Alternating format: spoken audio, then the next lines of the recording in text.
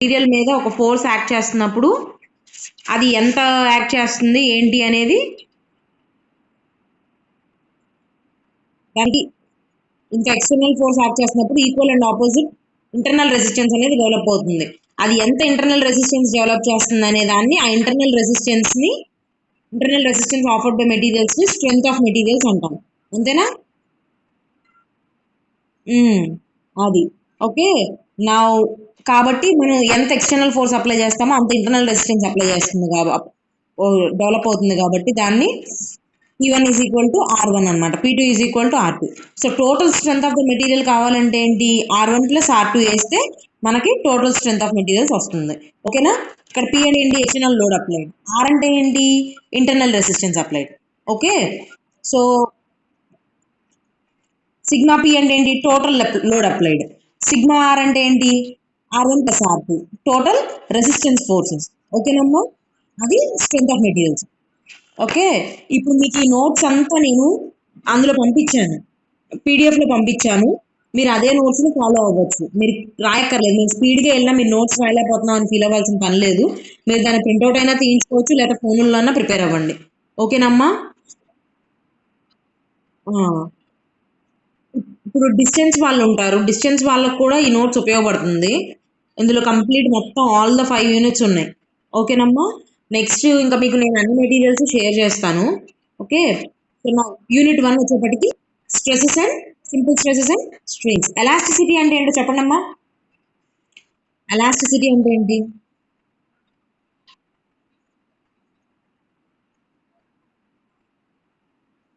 Cannot gain కాదు. Elasticity అంటే మనం ఒక దాని మీద లోడ్ అప్లై చేసి తర్వాత రిమూవ్ చేసేస్తే అది దాని ఒరిజినల్ షేప్ కి రీగైన్ అయితే అప్పుడు అది ఎలాస్టిక్ ప్రాపర్టీ. అదే రీగైన్ అవ్వలేకపోతే అది దాని ప్లాస్టిసిటీ అంటాం. ఓకేనమ్మా? క్లారిటీ ఉంది కదా? మనం ఒక ఎక్స్టర్నల్ ఫోర్స్ అప్లై చేసి దాన్ని తీసేసిన తర్వాత, ఆ ఎక్స్టర్నల్ ఫోర్స్ రిమూవ్ చేసిన తర్వాత బాడీ దాని ఒరిజినల్ షేప్ కి రీగైన్ అయినంత వరకు దాన్ని ఎలాస్టిసిటీ అంటాం. అది ఒరిజినల్ షేప్ ని రీగైన్ అవ్వలేనప్పుడు దాన్ని ప్లాస్టిసిటీ అంటాం. ఓకేనా? ఎలాస్టిక్ లిమిట్ అంటే ఏంటి?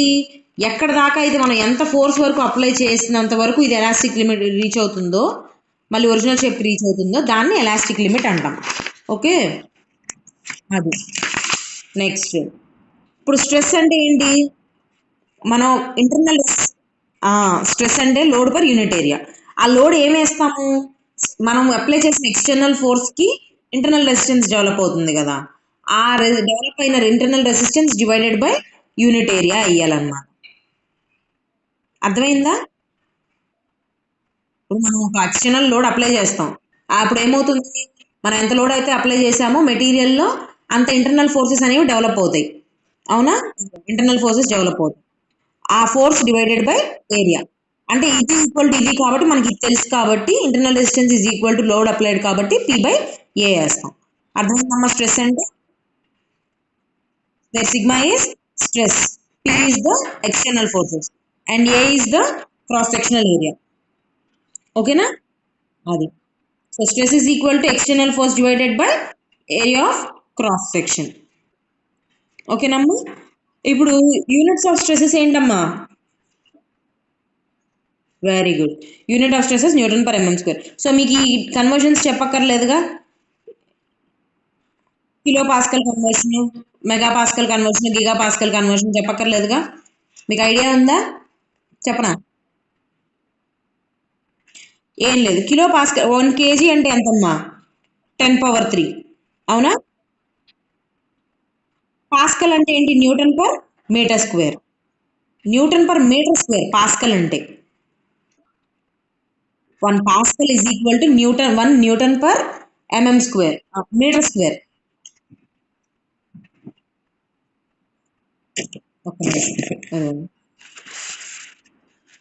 1 pascal is equal to 1 newton per metre square. So 1 kilo pascal అంటే ఏంటి? కిలో అంటే ఎంత? 10^3. So 10^3 newton per metre square. Metre అంటే ఎంతమ్మా? న్యూటన్ పర్ ఎంఎంలో చెప్పండి. 10^3 ఎంఎం. అంతేనా?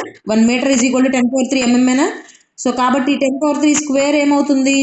10^3 స్క్వేర్ అంటే 10^6 newton per MM square.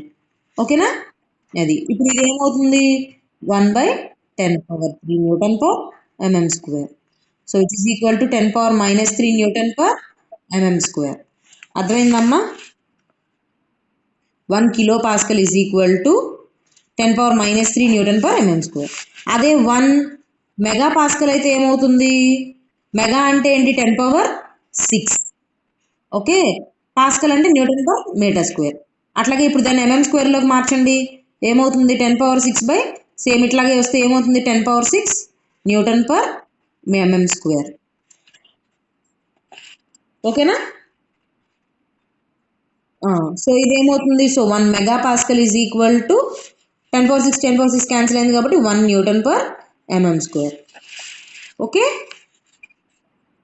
1 giga pascal. GPA అంటే ఎంత? గిగా అంటే 10^9. పాస్కల్ అంటే ఎంత? Newton per MM square, sorry metre square. So మళ్ళీ ఇప్పుడు దీన్ని ఎంఎం స్క్వేర్లోకి మారిస్తే ఏమవుతుంది? 10^6 వస్తుంది కింద. అంతేనా? ఓకే, సో ఇది cancel 10^3. So 1 giga pascal is equal to 10^3 newton per MM square. Okay, అర్థమైందమ్మా? అది ఇట్లాగా ఈ క్యాలిక్యులేషన్ ఇది ఎట్లా క్యాలిక్యులేట్ చేసుకోవాలనేది గుర్తుపెట్టుకోండి. ఎందుకనంటే ఇది ఎందుకు చెప్తున్నానంటే మీకు ఎస్ఎంలో ఎక్కువ కిలో పాస్కల్ అని, మెగా పాస్కల్ అని, గిగా పాస్కల్ అని ఇస్తూ ఉంటారు. అప్పుడు మనకి ఎలా తీసుకోవాలనే తెలియదు కదా. మనకేమో జనరల్గా newton per MM square, newton per metre square అలవాటు. సో మనకు ఆ కన్వర్షన్ తెలియాలి కాబట్టి నేను ఇది చెప్తున్నా. ఓకేనమ్మా? అది ఇంకొకటి నెక్స్ట్ స్ట్రెయిన్. ఓకే, స్ట్రెయిన్ అంటే ఏంటి? When a body is subjected to external forces, there is some changes of dimension of the body to the original dimension is known as strain. ఇప్పుడు ఒక బాడీ మీద ఇలా పుల్ అప్లై చేసాం అనుకున్నాం. ఒక rubber బ్యాండే ఉంది ఫర్ ఎగ్జాంపుల్. దీన్ని ఇలా పుల్ అప్ చేసినప్పుడు ఏమవుతుంది? ఎక్స్టెండ్ అవుతుంది కదా. అది ఒరిజినల్ షేప్ నుంచి ఎంత ఎక్స్టెండ్ అయ్యింది అనేది మనకి స్ట్రెయిన్. ఒరిజినల్ షేప్ నుంచి ఎంత ఎక్స్టెండ్ అయ్యింది అనేది మనకి ఎలాంగేషన్ అన్నమాట, ఎక్స్టెన్షన్. ఆ extension divided by original length వేస్తే వచ్చేది మనకి change in length divided by original length వేస్తే మనకు వచ్చేది స్ట్రెయిన్. ఓకేనా? అది నెక్స్ట్ ఇప్పుడు types of stresses and strains. ఎన్ని టైప్స్ ఉంటాయి స్ట్రెసెస్ స్ట్రెయిన్స్లో? స్ట్రెస్లో 2 టైప్స్ ఉంటాయి, normal stress, shear stress. First normal stress అంటే ఏంటి? అంటే నార్మల్ స్ట్రెస్ అని అంటే దానికి నార్మల్గా అప్లై అయ్యేది, క్రాస్ సెక్షన్కి నార్మల్గా అప్లై చేసేదాన్ని నార్మల్ స్ట్రెసెస్ అంటారు. షియర్ స్ట్రెస్ అంటే ఏంటి? టాంజెన్షియల్గా క్రాస్ సెక్షన్కి టాంజెన్షియల్గా అప్లై చేసేదాన్ని షియర్ స్ట్రెస్ అంటారు. అర్థమైందమ్మా? ఇప్పుడు మళ్ళీ నార్మల్ స్ట్రెస్లో 2 టైప్స్ ఉంటాయి మనకి, టెన్సైల్ స్ట్రెస్, కంప్రెసివ్ స్ట్రెస్. స్ట్రెయిన్స్లో ఏమో ఎన్ని రకాలు ఉంటాయి? Tensile strain, compressive strain, volumetric strain and shear strain. Those are the 4 types. ఓకేనా? ఏమేమి ఉంటాయి? Tensile strain, compressive strain, volumetric strain and shear strain. ఓకేనా? ఎక్కడన్నా అర్థం కావట్లేదు అంటే ఒకసారి ఆపి మళ్ళీ అడగండి, మళ్ళీ రిపీట్ చేస్తాను. ఓకే, అది. సో నార్మల్ స్ట్రెస్ అంటే ఏంటి? ఒక బాడీ మీద క్రాస్ సెక్షన్ ఏరియాకి నార్మల్గా యాక్ట్ అవుతుంది ఫోర్స్. సో దానివల్ల డెవలప్ అయ్యే స్ట్రెసెస్ ఏంటి? నార్మల్ స్ట్రెసెస్ అనమాట. ఓకేనా? సో ది నార్మల్ స్ట్రెస్కి ఫార్ములా ఏమవుతుంది? స్ట్రెస్ అంటే ఏంటి? Sigma. Sigma is equal to normal force ఎంత? P divided by cross sectional area అంటే ఈ రెక్టాంగులర్ ఏరియా వేయాలి. ఓకేనా? అది. So where sigma is the normal stress, e is the external load and a is the cross sectional area. Okay, అది. So ఈ normal స్ట్రెస్లో ఎన్ని types ఉన్నాయి? ఎన్ని ఉన్నాయి మనకి? 2 ఉన్నాయి. 2 స్ట్రెసెస్ ఉన్నాయి కదా. సో 2 స్ట్రెసెస్ ఏంటి? Tensile stresses and compressive stresses. Okay, so what is tensile stress and what is compressive stress? Tensile stress అంటే ఏంటి? పుల్, టెన్షన్ డెవలప్ అవ్వాలి. సో కాబట్టి పుల్లింగ్ అనమాట. సో ఇది ఇటు లాగితే ఏమవుతుంది? ఇలా పుల్ చేస్తున్నాం. ఓకేనా? అది సో పుల్లింగ్ కాబట్టి అప్పుడు ఇంటర్నల్ ఫోర్సెస్ ఎలా డెవలప్ అవుతాయి, ఆపోజిట్లో డెవలప్ అవుతాయి. ఇది బయటికి పుల్ చేస్తుంటే ఇంటర్నల్ రెసిస్టెన్స్ ఏంటి, బయటికి రాకుండా ఉండడానికి పుల్ చేస్తుంది. కాబట్టి ఇంటర్నల్ రెసిస్టెన్స్ ఆపోజిట్ డైరెక్షన్లో ఉంటుంది. సో ఇదేమో టెన్షన్. అదే కంప్రెషన్ ఎలా ఉంటుంది, కంప్రెస్ ఆ పేరులోనే ఉంటుంది, కంప్రెస్ చేస్తున్నాం మనం. కంప్రెస్ అంటే ఇలా ఉన్న షేప్ని ఇలా కంప్రెస్ చేసేస్తున్నాం. అది సో కంప్రెషన్ కాబట్టి ఇన్వర్డ్ చూపిస్తాం ఫోర్స్. అప్పుడు ఇంటర్నల్ రెసిస్టెన్స్ ఎట్ డెవలప్ అవుతుంది, అవుట్వర్డ్ డెవలప్ అవుతుంది బల్జ్ అవడానికి. అంతే కదా, దాని ఒరిజినల్ షేప్కి ఇది అవడానికి బల్జ్ అవడానికి ఇంటర్నల్ రెసిస్టెన్స్ ఇలా డెవలప్ అవుతాయి. సో ఇప్పుడు దీనికి ఏమవుతుంది, టెన్సైల్ స్ట్రెస్ పి బై ఈ క్రాస్ సెక్షనల్ ఏరియా అవుతుంది. సర్క్యులర్ దానికి క్రాస్ సెక్షనల్ ఏరియా ఎంతమ్మా, ఏరియా ఆఫ్ క్రాస్ సెక్షన్ ఎంత సర్క్యులర్ సెక్షన్కి, pi r square, pi r square or pi by 4 D square. Okay అది so p by pi by 4 D square or pi r square వేసుకోవచ్చు. ఓకేనా, అది sigma t అంటే tensile stress, P అంటే axial pull, A అంటే cross sectional area and R అంటే resistance. ఓకేనమ్మా, so tensile stress is equal to resistance force by cross sectional area. Okay, so అట్లాగే ఇప్పుడు కంప్రెసివ్ స్ట్రెస్ చూడండి. కంప్రెసివ్ స్ట్రెస్ అంటే ఏంటి, పుషింగ్, ఇలాగా ఇలా ఉన్నదాన్ని ఇలా పుష్ చేసేస్తుంది. కాబట్టి అది దాన్ని ఏమవుతుంది, పి బై ఏనే సేమ్ ఫామ్లో వస్తుంది. కాకపోతే ఇక్కడ వచ్చే స్ట్రెసెస్ ఏంటి, కంప్రెసివ్ స్ట్రెసెస్. పి అంటే ఏంటి, కంప్రెసివ్ లోడ్. ఏ అంటే క్రాస్ సెక్షనల్ ఏరియా, సర్క్యులర్ అయితే pi by 4 D square, square అయితే స్క్వేర్ ఆర్ రెక్టాంగులర్ అయితే బి ఇంటూ డి. ఓకేనా, అది క్రాస్ సెక్షనల్ ఏరియా. ఇప్పుడు దానివల్ల వచ్చే స్ట్రెయిన్ ఎలా ఉంటుంది, టెన్సైల్ అన్నప్పుడు మనం ఏం చేస్తున్నాం, ఇలా చేస్తున్నాం, పుల్లింగ్ కదా. పుల్లింగ్ అంటే ఏమవుతుంది, ఉన్నది ఇంకొంచెం ఎక్స్టెండ్ అవుతుంది, అవునా. కాబట్టి ఉన్నది ఎక్స్టెండ్ అయింది. సో కాబట్టి చేంజ్ ఇన్ లెంత్ ఏమైంది, పైన చేంజ్ అయింది, కింద చేంజ్ అయింది. So change in length by original length వేస్తాం, అప్పుడు మనకి స్ట్రెయిన్ వస్తుంది, టెన్సైల్ స్ట్రెయిన్. ఓకేనమ్మా, ఇప్పుడు దీనివల్ల ఏమవుతుంది, ఇలా ఎలాంగేట్ అవడం వల్ల క్రాస్ సెక్షన్ డిక్రీజ్ అవుతుంది, లెంత్ ఇంక్రీజ్ అవుతుంది. ఎస్, అది కంప్రెషన్ వల్ల ఏమవుతుంది, అది కంప్రెస్ చేయడం వల్ల ఏమవుతుంది, వెరీ గుడ్, లెంత్ డిక్రీజ్ అవుతుంది, క్రాస్ సెక్షన్ ఏరియా ఇంక్రీజ్ అవుతుంది. ఓకేనమ్మా, సో దీనికైనా ఫార్ములా వచ్చేప్పటికి డిఎల్ బై ఎల్ఏ, కాకపోతే చేంజ్ ఇన్ లెంత్ ఏమవుతుంది, తగ్గుతుంది అంతే. అర్థమైందా, అది కంప్రెసివ్ స్ట్రెస్ స్ట్రెయిన్స్ అర్థమైంది కదా, tensile compressive. Next coming to shear stress and shear strain. Shear stress strain అంటే ఏం చెప్పాను మీకు, అలాంగ్ ద సెక్షన్ అంటే టాంజెన్షియల్గా. సో కాబట్టి ఇంతకు ముందు ఏంటి, ఇలా స్ట్రెస్ అప్లై లోడ్ అప్లై అయితే మనం ఈ డైరెక్షన్లో వచ్చింది చూసాం, అవునా. ఇప్పుడు అలా కాదు, ఈ డైరెక్షన్లో వచ్చిన ఫెయిల్యూర్ని చూస్తాం. సో కాబట్టి టాంజెన్షియల్గా ఈ డైరెక్షన్లో లోడ్ అప్లై అయింది, ఈ డైరెక్షన్లోనే టాంజెన్షియల్గా ఫెయిల్ అయింది. సో కాబట్టి ఇలా ఇది చేసినప్పుడు ఇక్కడ షియర్ ఫెయిల్యూర్ అయింది. ఇదేంటి, రెండు ప్లేట్స్ని జాయిన్ చేసినప్పుడు రివెట్ బోల్ట్ పెట్టామనుకున్నాం అందులో మధ్యలో, ఆ లోడ్ వల్ల ఆ రివెట్ బోల్ట్ అనేది షియర్ ఫెయిల్యూర్ జరుగుతుంది ఇక్కడ. ఓకేనా, దీన్ని షియర్ ఫెయిల్యూర్ అంటారు. అంటే ఏంటి, ఇలా పక్కొచ్చింది కాబట్టి యాంగిల్, షియర్ షియర్ స్ట్రెయిన్ వచ్చేప్పటికి యాంగిల్తో డినోట్ చేస్తాం, 5. Okay, 5 is nothing but shear strain. Shear stress అంటే ఏంటి, tau is equal to R R P by ఏం వేయాలి ఇప్పుడు దీనికి, ఇక్కడ క్రాస్ సెక్షన్ లెంత్ ఇంటూ ఈ విడ్త్ వేయాలి. ఓకేనమ్మా, లెంత్ ఇంటూ విడ్త్ వేయాలి. విడ్త్ ఏం చేస్తాం, పర్ మీటర్ అని తీసుకుంటాము కాబట్టి 1 అయింది. ఓకేనా, అది so tau is equal to shear stress, p is equal to external force and a is equal to area, r is the resistance. అర్థమైందమ్మా, shear stress is equal to shear resistance by shear area. Okay, మనం ఎప్పుడైనా సరే ఏ force అయినా cross section area calculate చేయాలంటే అది ఎక్కడైతే act చేస్తుందో, దేనిలో అయితే ఫెయిల్యూర్ వచ్చిందో ఆ ఏరియా తీసుకోవాలి. ఓకే, అది అట్లాగే షియర్ స్ట్రెయిన్ అంటే ఏం చెప్పాను, ఇలాగ ఇది ఉంటుంది. ఓకే, 5 అంటే ఏంటి, షియర్ స్ట్రెయిన్ అనమాట. ఈ total height H, change in length ఎంత డిఎల్ అయితే DL by H will be the shear strain. ఓకేనమ్మా, అది so volumetric strain, fourth type ఏంటి ఇంక మిగిలింది? Volumetric strain. వాల్యూమెట్రిక్ స్ట్రెయిన్ అంటే ఏంటంటే ఒక క్యూబ్ ఆర్ క్యూబాయిడ్ తీసుకున్నప్పుడు దాని మీద ఆల్ సైడ్స్ నుంచి కంప్రెసివ్ స్ట్రెసెస్ కానీ టెన్సైల్ స్ట్రెసెస్ కానీ డెవలప్ అయినాయి. కంప్రెసివ్ స్ట్రెస్ చూద్దాం ఇక్కడ. ఏమైంది? చేంజ్ ఇన్ వాల్యూమ్ అయింది. చేంజ్ ఇన్ వాల్యూమ్ అయితే volumetric strain will be equal to change in volume by total volume, అంతే.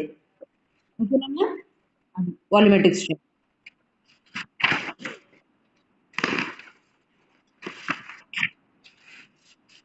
హుక్స్ లా. హుక్స్ లా అంటే ఏంటమ్మా?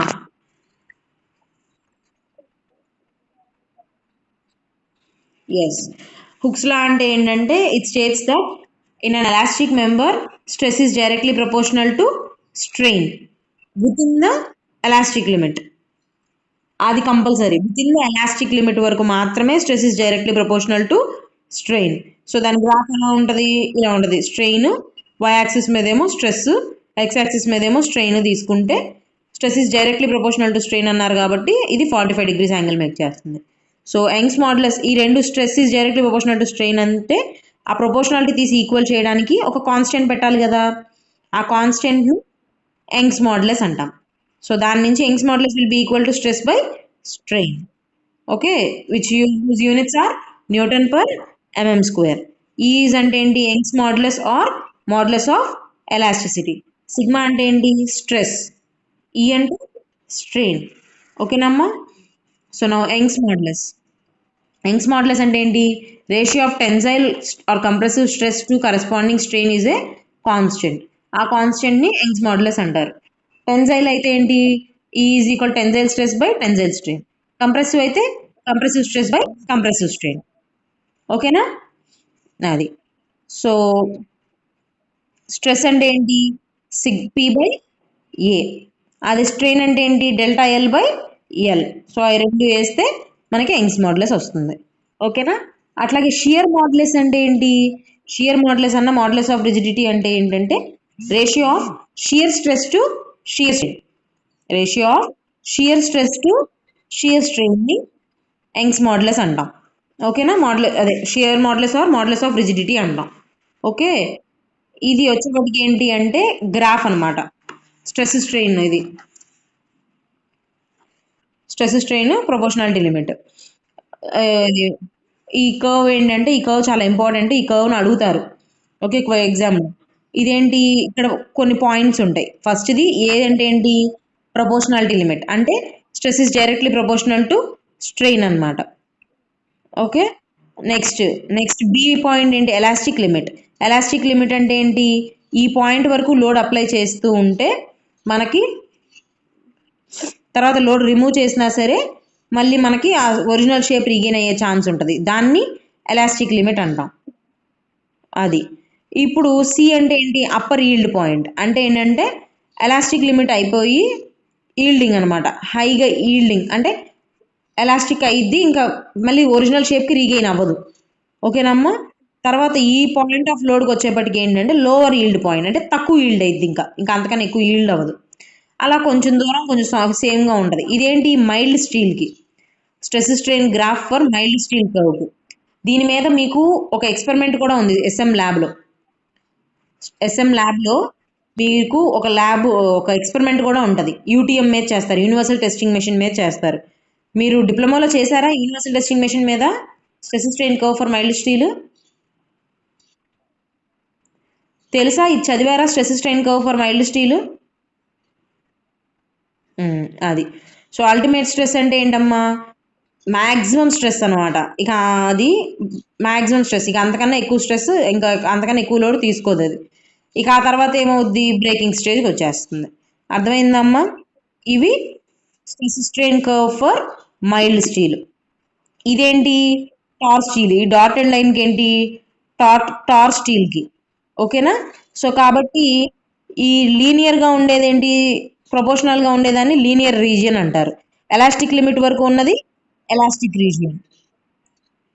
అప్పర్ ఈల్డ్ నుంచి లోవర్ ఈల్డ్ వరకు ఉన్న పాయింట్ని ఈల్డింగ్ అంటాం. అట్లాగే లోవర్ ఈల్డింగ్ పాయింట్ నుంచి అల్టిమేట్ స్ట్రెస్ వరకు ఉన్నది స్ట్రెయిన్ హార్డనింగ్ అంటాం. అక్కడి నుంచి బ్రేకింగ్ వరకు ఉన్నదాన్ని నెక్కింగ్ అంటాం. ఓకేనా? ఇదంతా ఎలాస్టిక్ దగ్గర నుంచి నెక్కింగ్ వరకు ఉన్నదంతా ప్లాస్టిక్ రీజియన్. ఈ ఎలాస్టిక్ లోపు ఉన్నది ఎలాస్టిక్ రీజియన్. ఓకేనా? ఈ గ్రాఫ్ చూసి దీని గురించి మనం థియరీ రాయాలి. ఓకే, ఇది మీకు ఎక్స్పెరిమెంట్ కూడా ఉంది. ఓకేనమ్మా, జాగ్రత్తగా ప్రిపేర్ అవ్వండి, ఇంపార్టెంట్ క్వశ్చన్. ఓకే, నెక్స్ట్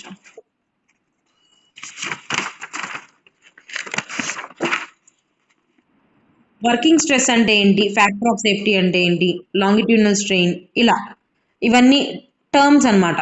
ఇవన్నీ మీకు తెలిసే ఉంటాయి, జస్ట్ ఒకసారి రిపీట్ చేస్తాను. ఓకే అమ్మా, ఇవన్నీ తెలుసా మీకు? అది వర్కింగ్ స్ట్రెస్ అంటే ఏంటి?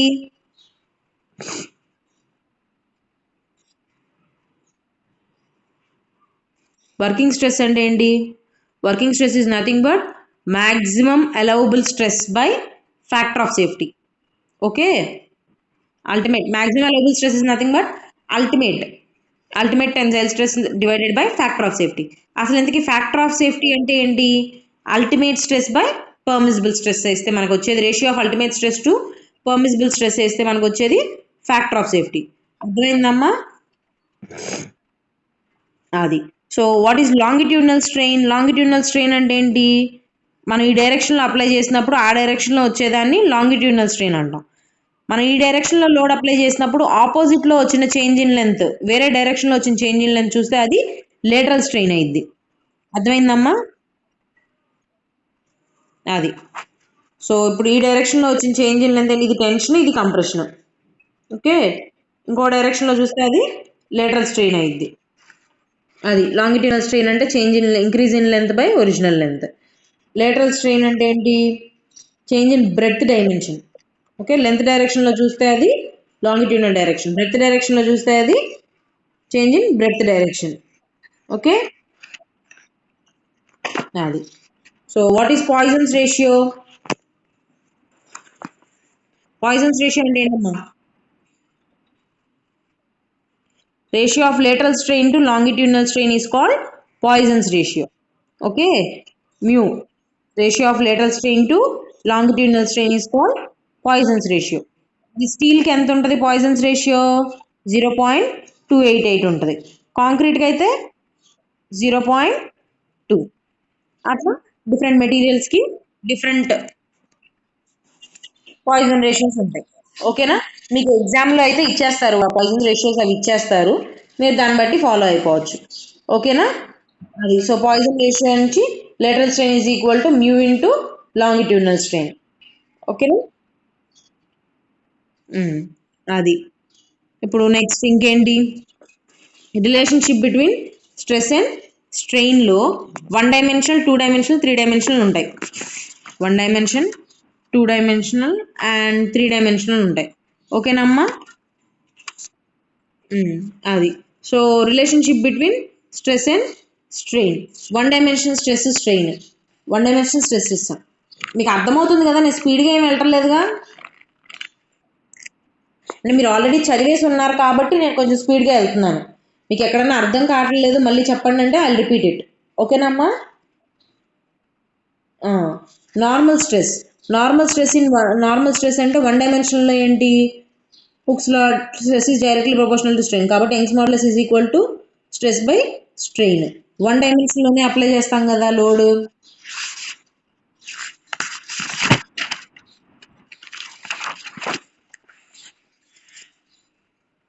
కాబట్టి Young's modulus is equal to stress by strain. ఇదిలో 2 డైమెన్షన్ అంటే ఏంటి? 2 డైమెన్షన్స్లో స్ట్రెస్ అప్లై చేస్తాం, 2 డైరెక్షన్స్లో. ఎక్స్ డైరెక్షన్లోనూ అప్లై చేస్తాం, వై డైరెక్షన్లోనూ స్ట్రెస్ అప్లై చేస్తాం. అప్పుడు ఏమవుతుంది? స్ట్రెస్ 1 వల్ల ఎక్స్ డైరెక్షన్లో వచ్చేది డైరెక్ట్, వై డైరెక్షన్లో కూడా వస్తుంది కదా ఎంతో కొంత స్ట్రెస్, అది లేటరల్ అవుతుంది. అట్లాగే స్ట్రెస్ 2 వల్ల వై డైరెక్షన్లో వచ్చేది నార్మల్, ఎక్స్ డైరెక్షన్లో వచ్చేది లేటరల్. అట్లా చూడండి. ఫస్ట్ సిగ్మా 1 వల్ల ఏమవుతుంది? Normal stress in X direction. Sigma 2 is normal stress in why direction. Okay, so కాబట్టి consider the strains produced by sigma 1. Sigma 1 వల్ల ఏమేమి స్ట్రెయిన్స్ ప్రొడ్యూస్ అవుతాయి? ఎక్స్ డైరెక్షన్లో స్ట్రెయిన్ ప్రొడ్యూస్ అవుతుంది. The stress will be produced in the stress sigma 1 will produce strain in the x direction and also in the y direction. Strain in the x direction of longitudinal will be equal to sigma 1 by E. Okay, x direction apply చేశాం కాబట్టి X డైరెక్షన్లో direct stress by strain అవుతుంది. అదే why డైరెక్షన్లో కావాలంటే ఏమవుతుంది, mu అనేది add అవుతుంది. The strain in the direction of Y will be lateral strain కాబట్టి minus mu into sigma 1/E. అర్థమైందమ్మా? సిగ్మా 1 వల్ల ఎక్స్ డైరెక్షన్లో వచ్చేది డైరెక్ట్ స్ట్రెయిన్, లాంగిట్యూడినల్ స్ట్రెయిన్ కాబట్టి strain is equal to sigma 1/E అయింది. అదే వై డైరెక్షన్కి ఏమవుతుంది, ఇది లేటరల్ స్ట్రెయిన్ అవుతుంది కాబట్టి లేటరల్ స్ట్రెయిన్కి మనం ఇచ్చేయాలని అంటే minus mu into sigma 1/E వేస్తే మనకి lateral strain in why direction because of sigma 1 వచ్చింది. అర్థమైందా? అది. సో అట్లాగే ఇప్పుడు stress consider the strain produced by sigma 2. Sigma 2 ఏమవుతుంది, సిగ్మా 2 వై డైరెక్షన్లో ఉంది. సో వై డైరెక్షన్లోనూ స్ట్రెయిన్ ప్రొడ్యూస్ చేస్తుంది, ఎక్స్ డైరెక్షన్లోనూ స్ట్రెయిన్ ప్రొడ్యూస్ చేస్తుంది. సో వై డైరెక్షన్లో వచ్చే స్ట్రెయిన్ ఎంత, డైరెక్ట్ స్ట్రెయిన్ కాబట్టి longitudinal sigma 2/E in why direction. అలాగే ఎక్స్ డైరెక్షన్లో కావాలంటే ఏమవుతుంది, లేటరల్ స్ట్రెయిన్ అవుతుంది. సో లేటరల్ స్ట్రెయిన్ అంటే ఏంటి, మైనస్ మ్యూ ఇంటూ సిగ్మా 2 వల్ల వచ్చింది కాబట్టి సిగ్మా 2/E. ఓకేనమ్మా?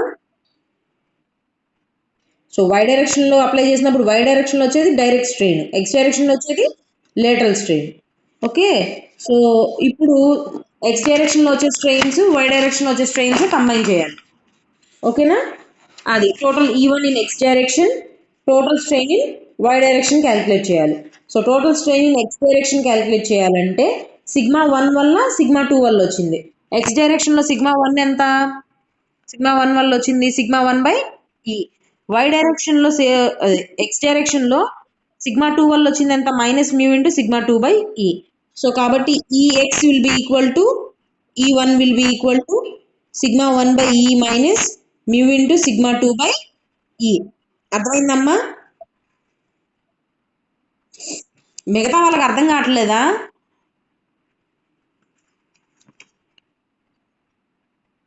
సరే, ఓకే. సో అట్లాగే ఇప్పుడు వై డైరెక్షన్లో చెప్పండి నాన్న, వై డైరెక్షన్లో ఏమవుతుంది, వై డైరెక్షన్లో స్ట్రెయిన్స్ ఏమవుతాయి చెప్పండి.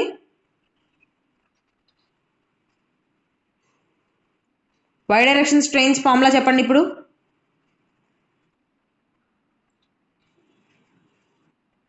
చెప్పండి. Minus mu into sigma 1/E plus sigma 2/E. కాబట్టి అదేమవుతుంది, sigma 2/E minus mu into sigma 1/E Y డైరెక్షన్లో వచ్చేది. ఓకేనమ్మా? ఇది 2 డైమెన్షన్ ఈక్వేషన్. అట్లాగే 3 డైమెన్షన్లో ఏమవుతుంది, 3 డైమెన్షన్లో 3 డైరెక్షన్స్లో స్ట్రెసెస్ అప్లై చేస్తాం. 3 డైరెక్షన్స్లో స్ట్రెసెస్ అప్లై చేసినప్పుడు ఈచ్ డైరెక్షన్లో అప్లై చేసినప్పుడు అది ఒరిజినల్ అవుతుంది. మిగతా 2 డైమెన్షన్స్లో ఏమవుతుంది, లేటరల్ స్ట్రెయిన్స్ వస్తాయి. సో చూడండి ఫస్ట్ది, the stress will produce strain in X direction and also in the directions of y and z sigma 1 వల్ల. సో కాబట్టి ఎక్స్ డైరెక్షన్ ఏమవుతుంది, లాంగిట్యూడినల్ డైరెక్ట్ స్ట్రెయిన్ కాబట్టి సిగ్మా 1/E. మిగతా రెండు వై అండ్ జెడ్లో లేటరల్ కాబట్టి minus mu into sigma 1/E. ఓకేనా? అట్లాగే సిగ్మా 2కి వెళ్తే ఏమవుతుంది, వై డైరెక్షన్లో నార్మల్ అవుతుంది, డైరెక్ట్ స్ట్రెయిన్ అవుతుంది. మిగతా ఎక్స్ అండ్ జెడ్ డైరెక్షన్స్లో లేటరల్ అవుతుంది.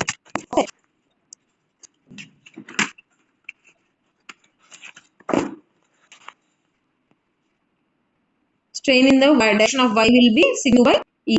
అలాగే రిమైనింగ్ డైరెక్షన్స్ లో ఏమవుతుంది, లేటరల్ స్ట్రెయిన్ కావాలంటే మైనస్ సిగ్మా 2/E. ఓకేనా? మరి ఇప్పుడు సిగ్మా 3 చెప్పండి నాన్న. సిగ్మా 3 అనేది జెడ్ డైరెక్షన్ అప్లై చేసిన స్ట్రెస్. అప్పుడు సిగ్మా జెడ్ డైరెక్షన్ లో స్ట్రెస్ ఏమవుతుంది, స్ట్రెయిన్ ఏమవుతుంది, జెడ్ డైరెక్షన్ లో స్ట్రెయిన్, జెడ్ డైరెక్షన్ లో స్ట్రెస్ అప్లై చేసినప్పుడు జెడ్ డైరెక్షన్ లో స్ట్రెయిన్ ఏమవుతుంది,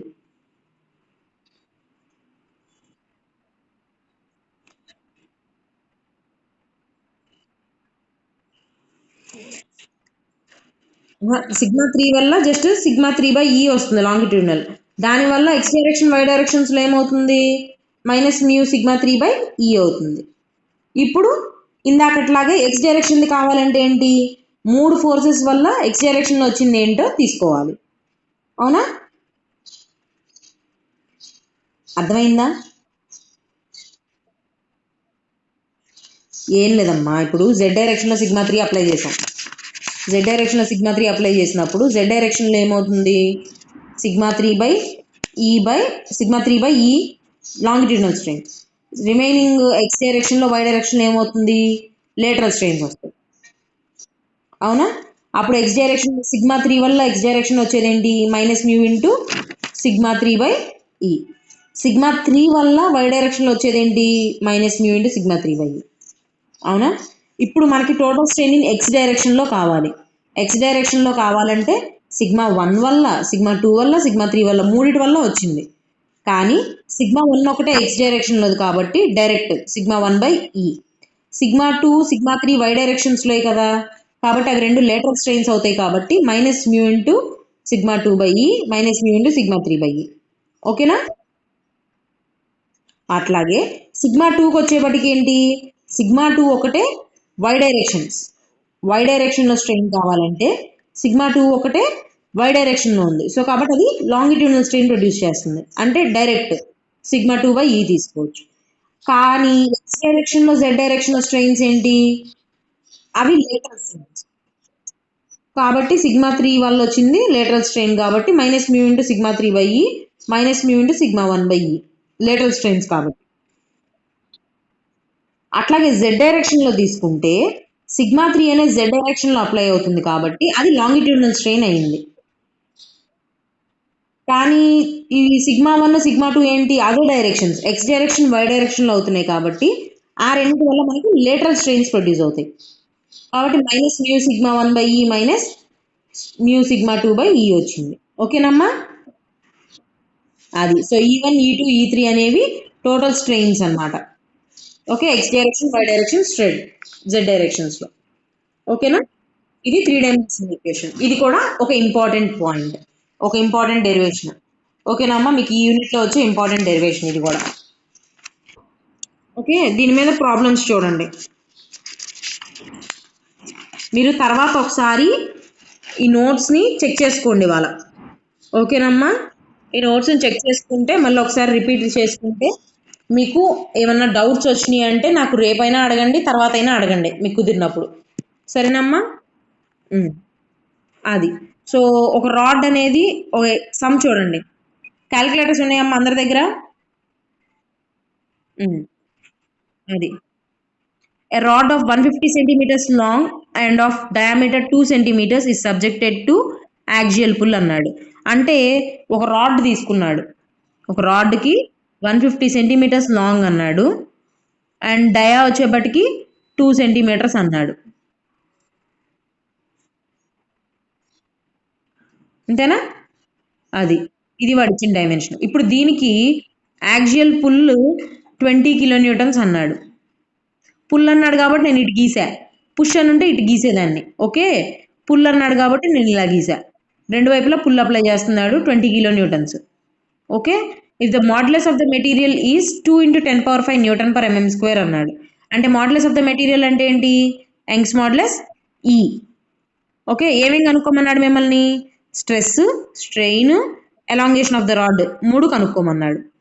ఓకేనా? స్ట్రెస్ అంటే ఏంటి, sigma P by A. P అంటే ఎంత, 20 కిలో న్యూటన్స్. ఏ ఎంత, ఏరియా π/4 ఇంటూ ఈ డైరెక్షన్ అప్లై చేస్తున్నారు కాబట్టి ఇది క్రాస్ సెక్షన్ ఏరియా, సర్కిల్ కాబట్టి π/4 ఇంటూ డి స్క్వేర్ ఏరియా. ఓకేనమ్మా? సో π/4 డి స్క్వేర్ వేస్తే మనకు వచ్చేసేది స్ట్రెస్ వస్తుంది. స్ట్రెయిన్ అంటే ఏమొస్తుంది, change in length by original length వేస్తే వస్తుంది. ఓకే, మనకి చేంజ్ ఇన్ లెంత్ ఎంత అనేది తెలియదు. సో మనం అది ఎలా కనుక్కుంటాం, యంగ్స్ మాడ్యులస్ ఇచ్చాడు కాబట్టి Young's modulus is equal to stress by strain కాబట్టి అది యూజ్ చేసి కనుక్కుంటాం. సో ఫస్ట్ ఎట్లా సాల్వ్ చేయాలో చూద్దాం. Okay, first given data note చేసుకోండి అమ్మా. ఏమి ఇచ్చాడు, length of the rod is equal to 150 centimetres అన్నాడు. డయామీటర్ ఆఫ్ ద రాడ్ ఎంత అన్నాడు, 2 సెంటీమీటర్స్ అన్నాడు. 2 సెంటీమీటర్స్ని దీన్ని మొత్తాన్ని ఎంఎంలోకి మార్చుకోండి, ఎంఎంస్లోకి మార్చుకోండి. ఓకేనా? ఎంఎంలోకి మారిస్తే ఎంత 2 సెంటీమీటర్స్ని 20 ఎంఎం అవుతుంది. ఎందుకని 1 centimetre is equal to 10 mm కాబట్టి. అట్లాగే ఇది ఎంత అవుతుంది 1500 ఎంఎం అవుతుంది. ఓకేనమ్మా అది. సో ఇప్పుడు ఏరియా ఎంత అవుతుందమ్మా A is equal to π/4 into D square. D అంటే ఎంత 20 ఎంఎం. సో కాబట్టి క్యాలిక్యులేట్ చేయండి క్యాలిక్యులేటర్ ఉంటే π/4 ఇంటూ 20 స్క్వేర్ ఏంటి క్యాలిక్యులేటర్లో ఎంత వచ్చింది ఎస్ 314.159 ఎంఎం స్క్వేర్. అలాగే యాక్సియల్ పుల్ ఎంత ఇచ్చారు P is equal to 20 kilo newtons అన్నాడు. కిలో న్యూటన్స్ని న్యూటన్స్లో మారిస్తే ఎంత 10⁻³ ఇంటూ 10⁻³ వేయాలి 20 ఇంటూ 10⁻³ న్యూటన్స్. ఓకేనమ్మా సో గివెన్ డేటా ఏంటి modulus of elasticity is equal to 2 into 10⁻5 newton per MM square అన్నాడు. 2 into 10⁻5 newton per MM square అన్నాడు. సో కాబట్టి is equal to 2 into 10⁻5 newton per MM square. So స్ట్రెస్కి formula ఏంటమ్మా sigma is equal to P by A. P ఎంత 20,000 Newton's divided by area ఎంత 314.15. Calculate చేయండి అమ్మా value ఎంత వచ్చింది సిగ్మా వాల్యూ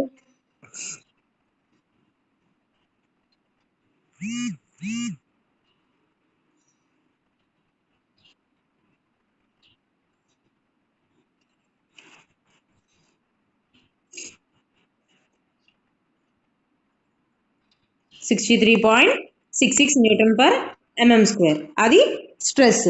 స్ట్రెయిన్ క్యాలిక్యులేట్ చేయాలంటే ఏంటి మనకున్న ఫార్ములా మనకు తెలిసిన ఫార్ములా ఏంటి change in length by original length.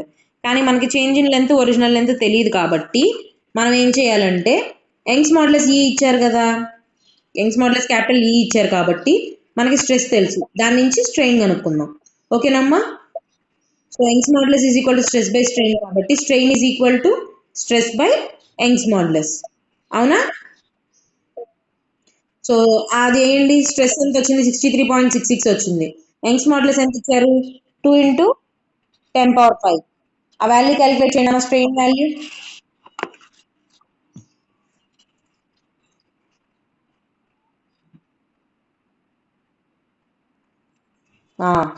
3.183 into 10⁻⁻4 అది strain.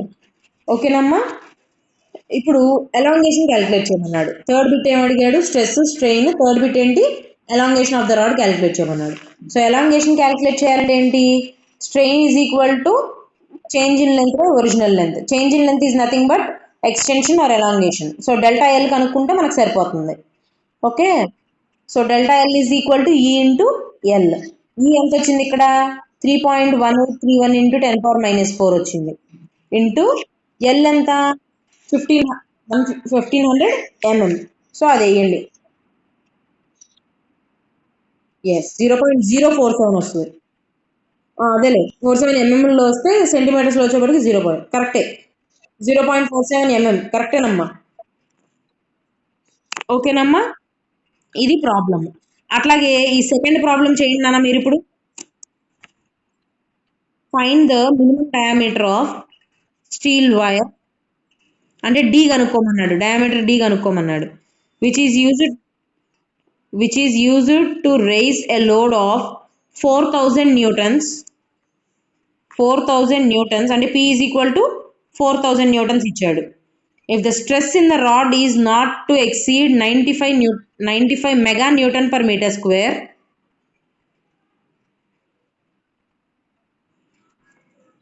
Diameter కనుక్కోమన్నాడు.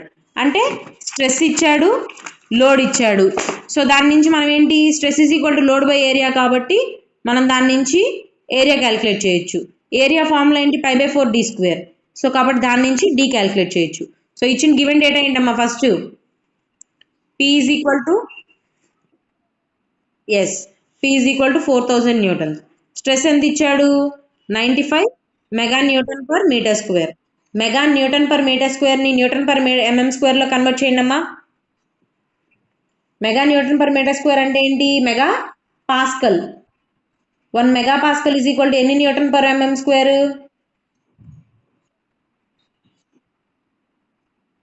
Yes yes, correct. 95 Newton per mm square. Okay. So area ఎంత pi by 4 D square. So stress is equal to load by area P by ఏఏసి. Calculate చేయండి నాన్న. Stress ఎంత 95, load ఎంత 4000. So తెలియనిదల్లా ఏంటి, ఒక D square ఒకటే తెలియదు, దాని నుంచి డి క్యాలిక్యులేట్ చేయండి.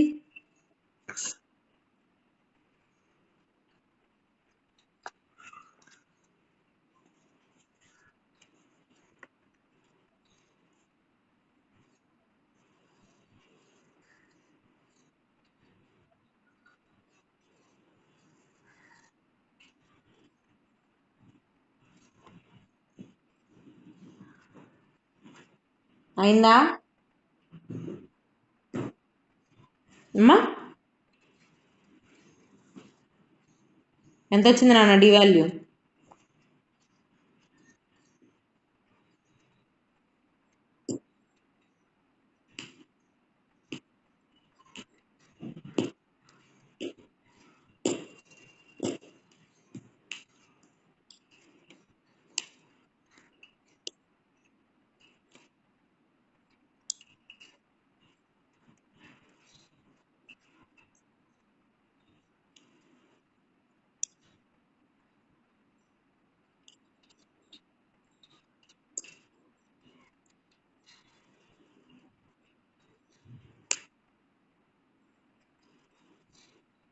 5.7 సరిగ్గా చూడండి అమ్మా. 5.7 సరిగ్గా చెక్ చేయండి మమ్మల్ని ఒకసారి. 7.32 ఆన్సరు. ఒకసారి సరిగ్గా చెక్ చేసుకోండి మళ్ళీ.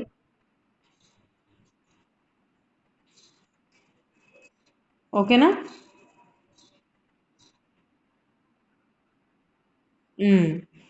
అది ఇప్పుడు ఈ నెక్స్ట్ ప్రాబ్లం మీరు సాల్వ్ చేయండి. ఓకేనా? అది ఎంతమంది జాయిన్ అయ్యారు మొత్తానికి? 13 మెంబర్స్ జాయిన్ అయ్యారు అంతే.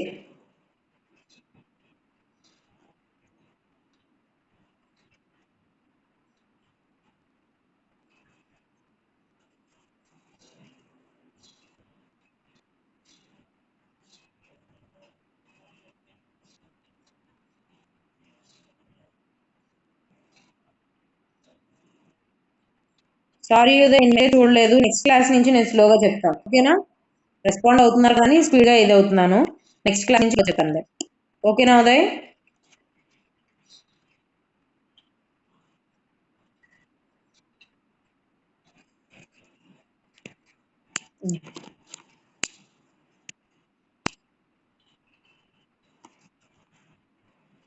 అర్థమవుతుందమ్మా క్లాసు? ఇది ఏంటంటే బేసిక్గా మీరు ఆల్రెడీ చదువుకున్నదే కాబట్టి స్పీడ్గా చెప్తున్నాను. ఎందుకంటే మీకు 1 month లోపు మళ్ళీ 3 units ఫినిష్ చేయాలి కదా. ఈ 3 units కవర్ చేయాలి. మళ్ళీ వాళ్ళతో ఇప్పుడు డిసెంబర్ మంత్ ఎండ్కి మీ రెగ్యులర్ స్టూడెంట్స్ కూడా వచ్చేస్తారు. అంటే ఫస్ట్ ఇయర్ నుంచి ఉన్న వాళ్ళు, వాళ్ళకి 3 units అయిపోయింది. వాళ్ళతో పాటు మిమ్మల్ని కంబైన్ చేయాలి కాబట్టి స్పీడ్గా చెప్తున్నాం. ఓకేనా? అందులో మీరు ఆల్రెడీ చదువుకున్నారు. ఒకసారి మెటీరియల్లో చూడండి అమ్మా. మీకు ఏమైనా అర్థం కాకపోతే మళ్ళీ అడగండి, ఏం ఇబ్బంది లేదు, మళ్ళీ తర్వాత చెప్తాను నేను ఒకసారి. ఓకేనా? Okay okay. So meet in class. ఓకేనమ్మా? నా ప్రాబ్లం అమ్మా చెప్పండి అమ్మా. Problem number 3 and problem number 4 మీరు సాల్వ్ చేయడానికి ట్రై చేయండి. ఏదైనా డౌట్ వస్తే నేను రేపు చెప్తాను. ఓకే? బట్ ప్రాబ్లం నెంబర్ పీడిఎఫ్లో problem number 3 and problem number 4 మీరు సాల్వ్ చేయడానికి ట్రై చేయండి. ఓకే? Okay then. బాయ్.